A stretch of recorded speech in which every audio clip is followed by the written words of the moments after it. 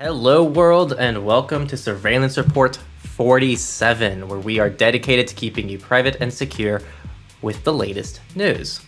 This report today is going to recap some of the most notable events in the last week, and that's going to involve Western Digital's MyBook Live incident, OSM's possible move to the EU, Maine's facial recognition ban, a cell carrier who's injected ads into an SMS verification code, some fun VPN news to keep you all updated on VPN stuff, and more. I'm Henry from Techlore. I am Nathan from The New Oil. And yeah, we went back and forth on what service to feature this week, and we ended up going with Proton. So if you want to go with an email that allows you to offer end-to-end encryption to external contacts as well, they don't have to use Proton Mail. You can set up Proton Mail pretty easily using our affiliate link, and that's down below. If you're interested in VPNs as well, which we'll talk about later today also, you can also have that all through its own ecosystem through Proton. So overall, we like Proton. We recommend them. We have an affiliate link down below if you want to support the podcast as well. So check that out down below. Let's start off in data breaches as we always do. This week we only have one to talk about, and it is a LinkedIn data breach. For 700 million users, it includes full names, genders, email addresses, phone numbers, and quote-unquote industry information, so probably like job history and certifications and stuff like that. It's actually kind of unclear where this data comes from. So you guys may remember back in April, there was a scrape. It wasn't really a breach. It was just a public scrape of public information. Experts think that this is probably a resale of that scrape combined with a few new records, because that scrape was only like 500 million users or something like that. So yeah, it's probably existing information coupled with a little bit of new information. Of course, LinkedIn is saying there haven't been any incidences since April, so we'll keep you guys updated if we learn anything more about that. Now we're going to move on to companies, and we're going to start out with Google. So Google has something called Google AMP, which for those of you who don't know, Google AMP essentially is going to cache a web page and give it to you via a Google service. This is kind of problematic because it centralizes a lot of things to Google, and it also forces people who want to have high SEO into using Google AMP in order to be prioritized in search results. It's also known not to be good for privacy. Google AMP in general is just not a good thing, and we very much dislike it. Google supposedly is migrating away from Google AMP because it's no longer requiring publishers to use it, but it's replacing it with something called Core Web Vitals, which is not supposed to be any better. And so we're still getting details on what Core Web Vitals is going to be about, but the reality is it's still Google centralizing things, and it's likely still going to be bad for privacy, and this is not good. Our next story is also about Google, and this is an update to a story I believe we mentioned earlier this year. Google Play developers will need to enable two-step verification and meet identity requirements. Google is trying to improve end-user security by requiring all developer accounts to have two-factor enabled. So if you are a developer and you put an app on the Google Play Store, you will have to have two-factor on your account, which is good because that means that it's harder for someone to hijack your account and push out a malicious app. Google will also require developers to disclose information like whether they're an individual or whether they represent an organization, contact name, a physical address, and will have to verify their email address and phone number. This information will not be publicly available, and at this time it's unclear if you'll be able to use a VoIP phone number, a forwarding email address, PO box, things like that. Hopefully for developers that will be the case so they can preserve their privacy. The next article has to do with Google Assistant. So Google Assistant is kind of like the Siri, but for Android. And there has been a very interesting set of events here. So Google apparently told a government panel that the Assistant records user audio even when it's not summoned using the term OK Google. Also, no regrets if that sets something off. It means you should turn off Assistant on your phone. Turn it off if I just triggered it. However, when Android Authority reached out to Google regarding the matter about them using snippets that weren't used with the OK Google trigger, Google reassured Android Authority that no malicious activity was taking place with Assistant recordings. And now there's kind of this middle ground because Google's telling one person one thing and telling someone else another thing. And now we're kind of in this weird mix where we don't know what to think. I don't know why we would have trusted Google Assistant even before this, but this just adds even more confusion on it. Up next as well, this is going to be an additional API on Android, which is going to allow you to have a COVID vaccination card. So before people freak out, it looks bad on the surface. This is just an API. The API is not utilized unless you have an app that utilizes the API. This is kind of like the original contact tracing that was done with these operating systems. They weren't utilized until you download something that uses the API. So overall, as long as you don't use this, you should be fine. If you're using a custom ROM, you should be fine. And it should only impact people who are actually going to use the vaccination cards on their phone. Our next story is kind of about Google, but mostly about Microsoft. So we're still learning new things about Windows 11, of course, and we have a quick update to add to that. You will be able to sideload Android apps directly onto Windows 11. This means that if there are apps out there that are Android only, like Briar, for example, is a really popular one in the privacy community, Windows users may soon be able to use that app as well. Personally, I'm really excited about that because I use Windows for production, but I don't use Android. So that means that people like me will now be able to access Android-only apps. Of course, there's always a risk when it comes to sideloading apps, but make sure you trust the app, make sure you've researched it, and use some common sense, and you should be pretty safe. Our next story will be about Facebook.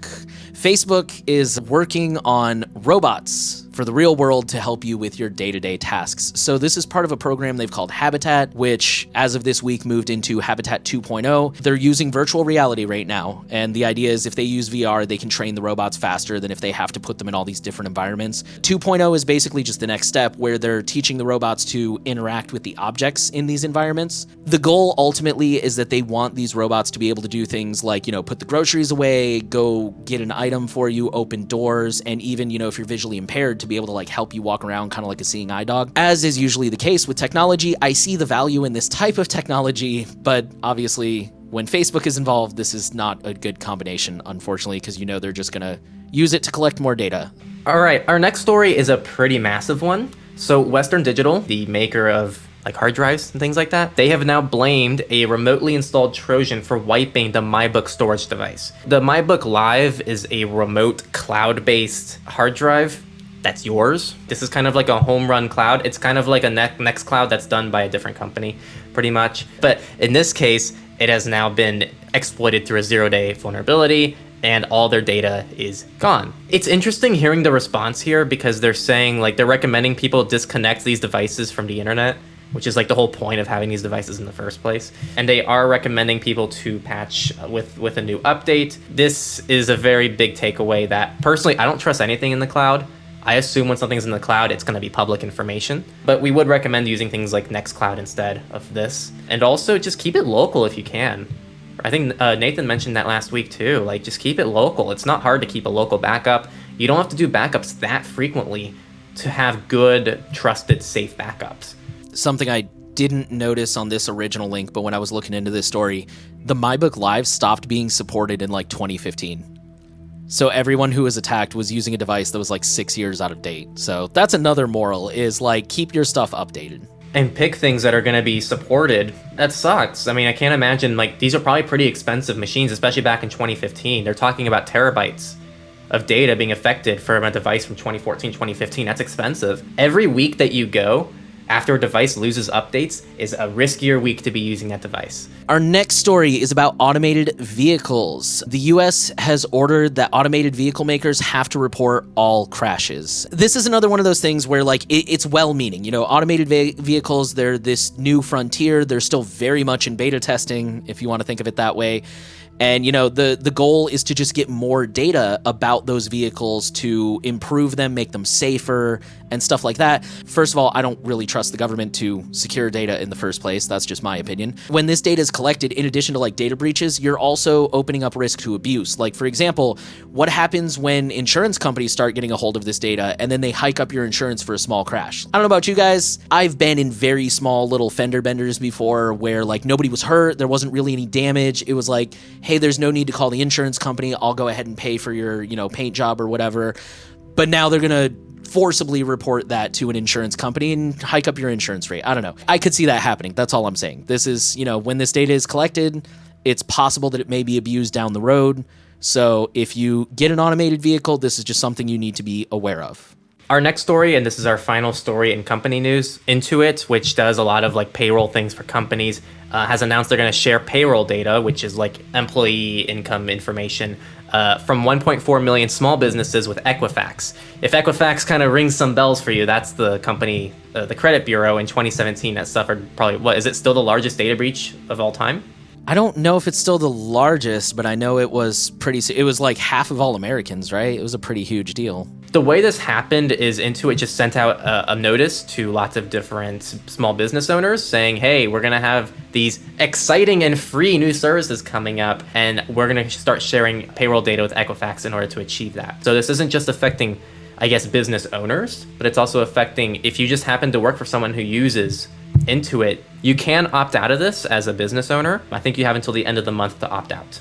So unfortunately, we did not find any research stories this week. Hopefully we'll have something for you guys next time, because I know that's a really fun section. We'll go ahead and roll right into politics, and we'll go ahead and keep talking about credit reporting agencies, because the Supreme Court has limited the cases in which you can sue credit reporting agencies. We were just talking about like Equifax here in the US, and I know they work in a few other countries, and some countries have their own credit reporting agencies. They're really hard to escape. It's almost impossible unless you're pretty wealthy, to be totally honest. This is actually a really messed up story. Somebody was trying to sue TransUnion because TransUnion had falsely flagged several people as, quote, specially designated nationals, which is it's a list that includes like known terrorists, drug traffickers, and things like that. So obviously, if you're on this list wrongly, that's a really big deal. They tried to sue TransUnion, and the Supreme Court basically said you could only sue them if you can prove concrete harm. It's not enough they put you on that list. You can't sue them for that. But if they put you on that list and then somebody pulled a credit check on you and saw that you were on that list and like decided not to hire you or whatever, now you can sue them. I guess at least you can sue them, but that's still pretty crappy of them to put that kind of a limitation on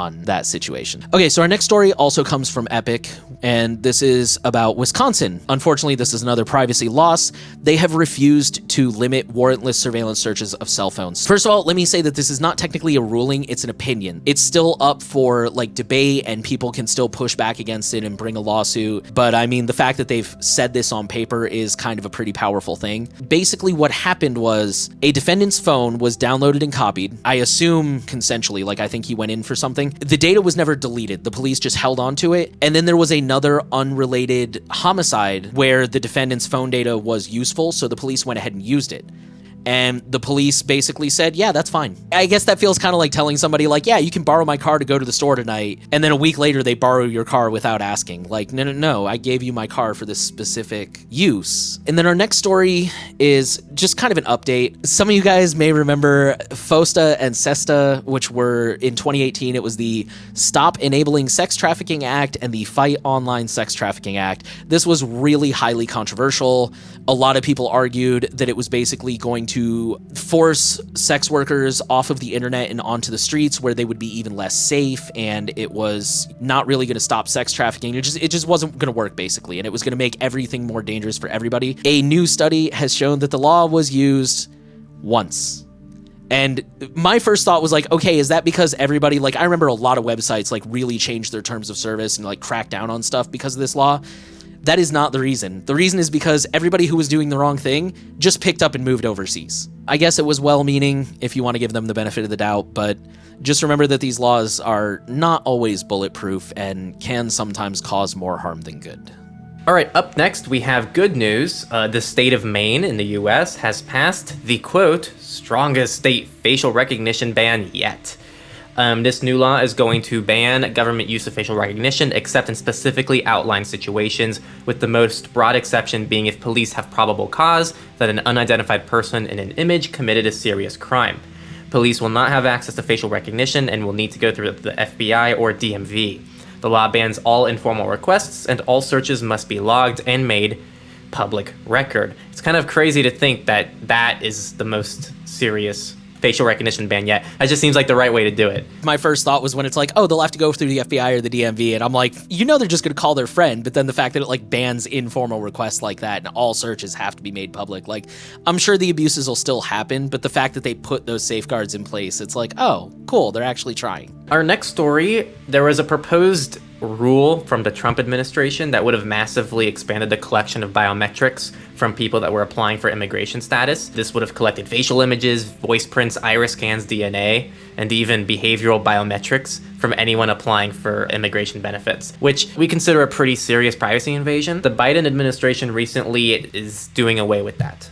For our next story, we're going to go overseas. We're going to start in Europe. Europe is rolling out digital vaccine cards. We're just kind of sharing this to let you guys know this is something we've talked about a lot, and a lot of countries are, even here in the US, a lot of states are like back and forth, should we not? Europe has kind of gone all in for the most part. Germany and Austria have not quite yet adopted it. I believe the article said they haven't like given the tools to the airports because they're still trying to work out the privacy concerns. Ireland hasn't set up any sort of digital passport yet, which I'm going to go ahead and say is probably due to the whole ransomware thing they're still dealing with. Other than them, pretty much the entire EU has adopted digital passports. Let's move to the UK, where a proposed online safety bill is raising some free speech concerns. There's this new bill that's being proposed called the Online Safety Bill, and there's a part of it that seems a little bit problematic. It would give the Culture Secretary, quote, disproportionate powers to modify a code of practice. The code of practice is basically the laws that tech companies have to follow, if I understood this article correctly. Basically, the Culture Secretary would be allowed to modify the codes of practice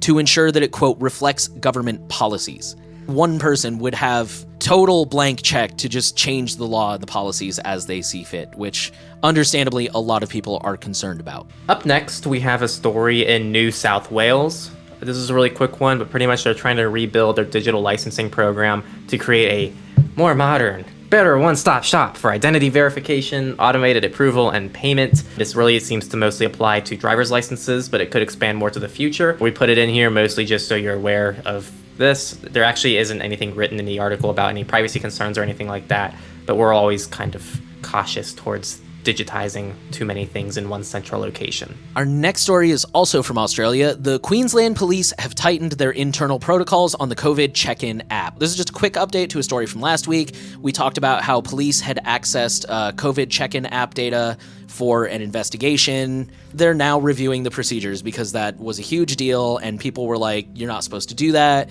And the government said, well, it was in the fine print. So now the government is just checking it like, okay, we need to figure out whether that was okay or not. Personal cynical opinion, I suspect that they're going to change the wording in the fine print or whatever, rather than actually tell the police not to do that anymore. But at least if they do that, it'll be more transparent. So I guess either way, it's a win.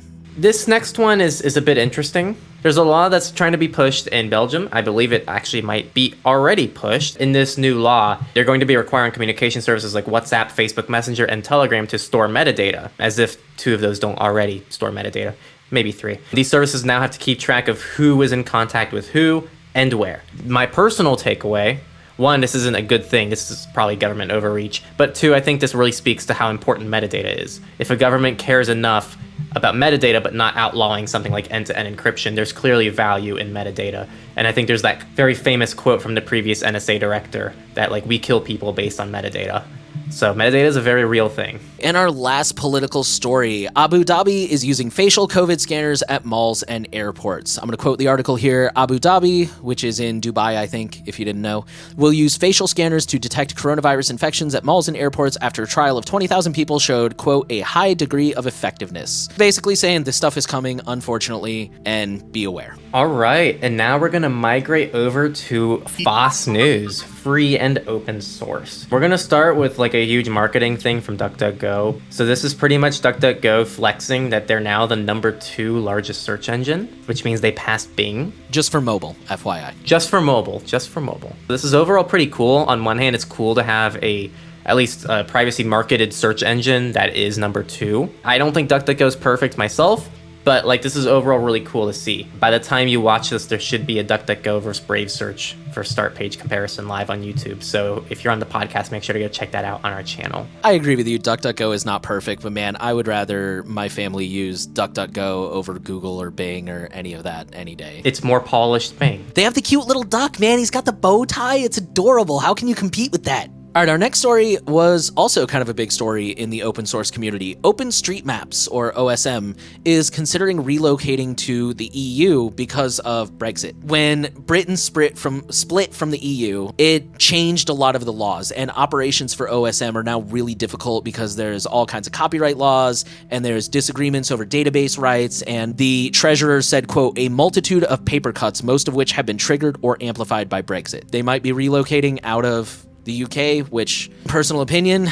the UK is like the most heavily surveilled country outside of China, so in my uneducated American opinion, I think that's probably a good idea. Our next story, Linux 5.13 has been released with some, I guess, beginning Apple M1 support. There is a new security feature like Landlock LSM that's being introduced. There's also FreeSync HDMI through the AMD graphics that's being released. Some nice stuff. There are some other little minor releases that are definitely more on the technical end. If you are a Linux user and you care more about the technical underworkings of Linux, go ahead and check out the sources below and you can view them.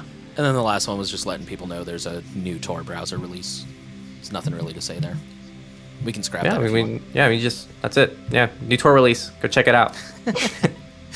Okay, cool. We'll keep that in then. And on that note, let's move on to our Misfits section. So we're going to start off kind of a common story, unfortunately. Criminals are using video games for crypto mining. Scammers are giving away cracked versions of Grand Theft Auto 5, NBA 2K19, and Pro Evolution Soccer 2018. These cracked versions are secretly coming with crypto mining malware. In my opinion, the part that I read and I was like, oh my god, this malware disables Windows updates and Windows antivirus in order to avoid detection. So not only are you getting this one malware that can potentially slow out your device, wear out your components due to overuse, hike up your electrical bill, but it's now also opening you up to all these additional risks because it's shutting off your antivirus. I know times are tough. I know games are expensive. Don't pirate games. Don't pirate anything, man. It's not worth it, in my opinion. We have a really old video that was kind of off topic for our channel, which is, should you pirate things? This was like back in 2017 or something. Someone left a comment like, what you said about pirating being risky for malware is complete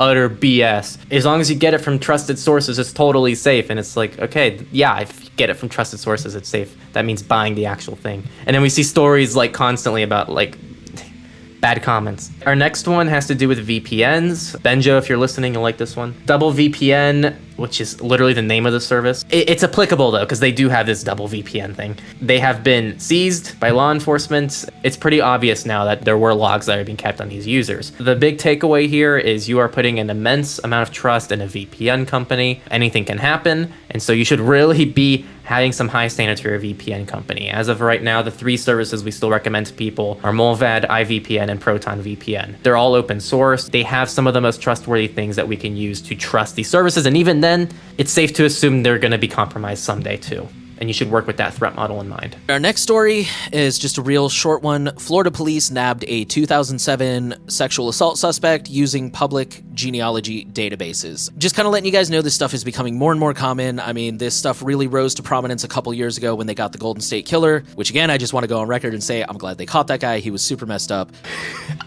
Bro, I listen to true crime. That guy was a monster. And like, honestly, I'm not even joking. The biggest thing that pisses me off about that case, he got away with it. The dude's like 90. Like every time he walks into court, he looks like a strong breeze is going to kill him. Dude, I'm just laughing because I know there's going to be that YouTube comment. Nathan defends Golden State Killer because he believes in privacy, which the lack of privacy caught him. Yeah, exactly. It wasn't even him. It was his family. Anyways. We're going to see more and more of this stuff. I personally don't really have an interest in my like ancestry. I'm pretty sure it's like mayonnaise. I know for some people that's really important and they want to know their heritage and where they're from, and I totally respect that. Read the privacy policy, know what these companies are going to do with your data, and of course, don't rape people in the first place. Don't do bad things, but also protect your privacy. All right, and our final story is definitely probably one of the most fun ones of the week. When this originally came out, it looked like Google started injecting ads into an SMS 2FA token. For people who still use text for their SMS two-factor authentication, Google will send you a text with a code so that you can log into your account. And someone posted on Twitter, hey, Google attached an advertisement for a VPN inside of the 2FA code. It turns out that the carrier, right, their cell carrier intercepted the SMS message and added in an ad to the message before sending it to the individual. Now, one thing, I really dug deep to try to find who the carrier was, and they did a very good job of hiding who the carrier was, so I actually never got an answer to who the carrier was. Either way, this proves, one, just don't use SMS for anything, especially 2FA codes. You should assume when you're using SMS, it's just public information. Anyone can intercept an SMS message right outside your apartment, but also don't trust your carrier. Carriers are assholes. They're out to make money. They're not going to do anything to benefit you. Use end-to-end encryption and use a VPN to transfer trust from your ISP to your VPN, who hopefully doesn't rely on double encryption for their marketing. I was right about to say, should I use DoubleVPN? Double encryption. What about Hola? I can use free VPNs, right? Hide my ass. There we go. The name tells you what it does. That was all the news for our report. We want to let you know we're going to be taking 2 weeks off after this report. We're going to be drinking pina coladas and running on the beach and swimming and doing all types of fun things. So no more surveillance reports for the next 2 weeks, but we will be back on July 25th. So make sure to enjoy your time off. Go implement something fun in your configuration. Go take your password manager to the next level. Go have some fun with stuff. And we'll be there to update you all on all the major stories when we get back that you missed. Promo spot, Proton VPN. Yeah, get Proton if you want to. It's in the description. It's an affiliate link. It'll help us out too, so we can keep doing this for free. Lots of good stuff there. Thank you for listening. Yeah, thanks.